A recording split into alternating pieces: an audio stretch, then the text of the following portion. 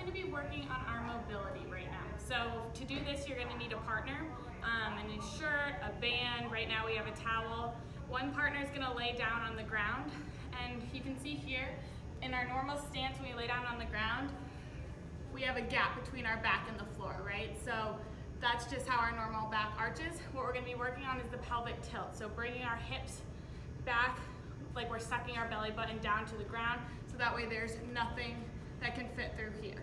So that way we're having a nice flat back, and this is going to be something that we're going to work on to when you're standing, when you're lifting. You really want to think about doing that pelvic tilt, so that way we're engaging our core, our glutes, and we're not just using our lower back, because that's how you guys are going to get hurt. So to test this, what we're going to do is your partner's going to sit up. We're going to put the towel underneath.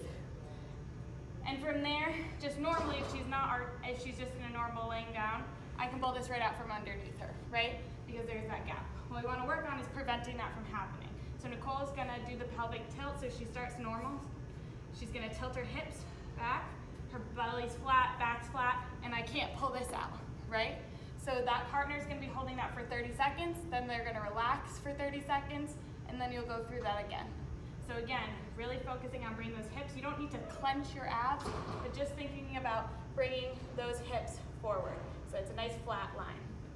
So again, one more time, she does the pelvic tilt, holds it for 30 seconds, and she's not grabbing her glutes, she's not tightening her thighs, she's just using her pelvic tilt. She's just bringing her hips up, and then she can relax. All right, so our next progression from the pelvic tilt that we're gonna build off of is doing some bridges. So what the bridge does is it practices that pelvic tilt and then engaging the rest of our body, right? So Nicole's keeping that nice flat line. So every time she comes down, she's gonna reset to that pelvic tilt, right? So I can't pull this towel out from underneath her. And then she's gonna lift her hips up to the sky.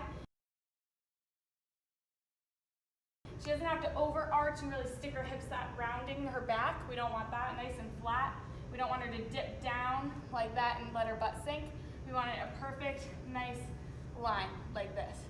So you'll go up and down, and once you have that pattern down, you can start to pick up the speed, hold it for a second at the top, reset at the bottom, and do it again.